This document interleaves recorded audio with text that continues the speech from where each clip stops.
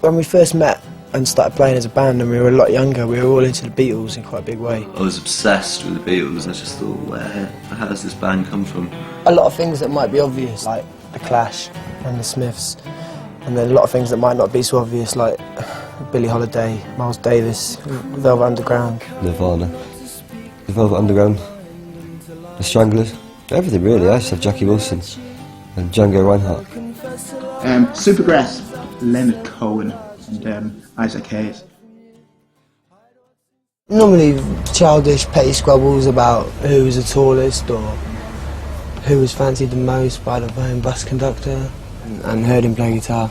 I knew I wanted to be in a band with him, that was for sure, but then we disappeared into our own world really for 4 or 5 years. I suppose there were sparks there from the off. I met Peter in 98 maybe. I was good friends with his sister. It was like a kid brother, and he turned up to visit her in a big city. No, I think I took Peter to an acting audition, and I think it was that night. I think it was the first night, and yeah, I was a bit pissed off actually because he wasn't even part of the course, and they liked him best. So yeah, I think there's a lot of competition there. I think you'll find back then. You know what I mean? Me and Carl spar off each other and shoot at each other. I think sparking off each other comes from obviously a connection and a devotion to what we're doing. I believe we must, I suppose, both possess components, the other one doesn't. The relationship I've had with Carl is, like, it's overanalyzed. Oh, we've always bickered a fair bit. I think it's in both of our nature, really. It was a very intense friendship, has been. Okay, modicum of competitiveness. Oh, we've had some good times too. Maybe I'm quite possessive about friends. What did you say, Z? On the recording of the second album, you know, they made me laugh all the time. It was just great. I think they've got a wonderful relationship together, you know. I think it's not often that you get, you know, friends that have such a deep relationship, you know.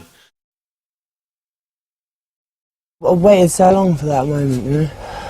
I thought I was going to pack it in and go back to Gravedigging after that. I don't see how you can surpass that. Getting up and doing a number with Chas and Dave. Yeah, playing with Chas and Dave was grand. Yeah, two of the last people from the old school, really, and true masters of their trade. We were genuine fans as well, and they were amazing. We used to play everywhere for anyone who'd have us, really, or who wouldn't mind us being there. Filthy McNasties and kebab shops and squats and stuff. We played nursing homes and random cafes and all sorts of places, really.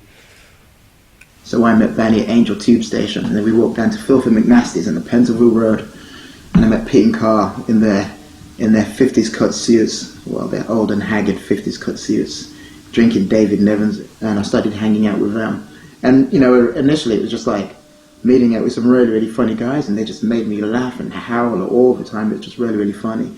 Too much they still do to this day.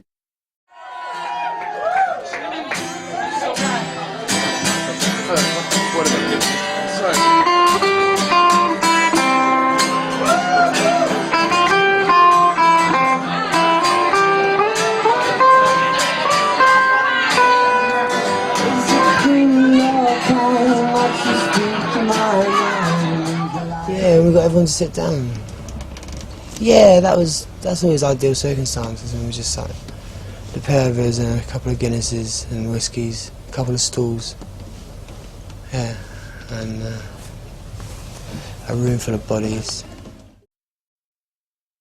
I just have memories of moments from great shows. I remember there's moments when during a show, Carl would like turn around and look at me with this look of complete grimace on his face, which meant he was actually really putting his all into it. And I'd look at him and I'd think, hell yeah, you go on with your bad self, that's cool. And then I'd see Peter, he'd turn around and look at me with the complete look of joy on his face, having the best time in the entire world, and it would just make me laugh so much. You know, for me, just pinpoint it to one show, for me personally, that's just really, really difficult. Seeing the Strokes was a big turnaround for a lot of us. We just thought, it's still possible, you know what I mean? I think there was definitely like an opening scene, you know, with the Strokes. They sort of opened the door for, you know, the possibilities of, you know, other bands, especially bands from Britain, and you know, I think there was always that sort of thing where like the Enemy was sort of maybe like trying to find a British alternative to the Strokes. It was a funny arrangement living with Peter. Yeah, our house was a very open house, which is a good thing and a bad thing. Yeah, we had some very good times in that house, but you know, everything started to go a little bit awry when the water stopped working and things got broken. As you remember, the house was a veritable Aladdin's cave of all sorts of crap. Food in my fridge. It's empty. It's not your fridge, is it? It's mine. Go and have a look at this fridge. I've seen fridges like that. You should see another one.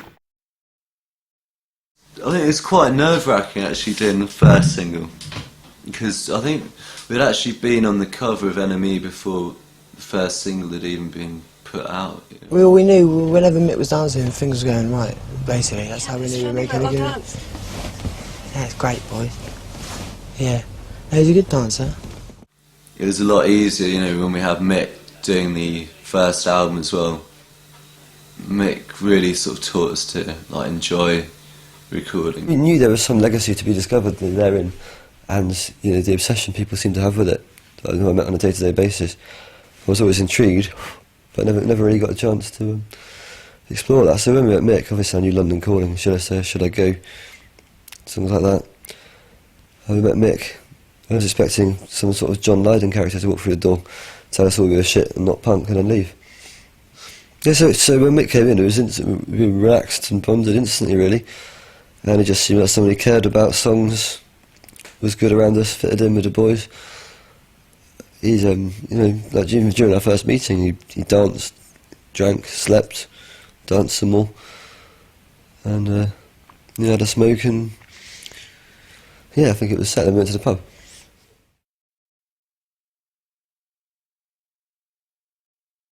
I don't know, is it me in the press, really? I don't know. I mean, it's easy to say, but it's normally a complete fabrication. Well, the press works on a number of levels. I suppose, you know, there's from their point of view, the pressure they have to work with, and then, you know, if there is any sort of beating heart in the enemy that cares for music and for the people it's writing for, then I think it's them who've been very good to us. Obviously, in the sense of tabloids and things, where tabloids and whatever you are concerned, it's well, it's a lot harder, really. As soon as you present what you've got and what you want to share into a public forum, if you don't present it, then no one's going to hear it. And if you do, you're stepping into a casino, basically, and you know, and you can win or lose. And I suppose we've had a lot of luck along the way.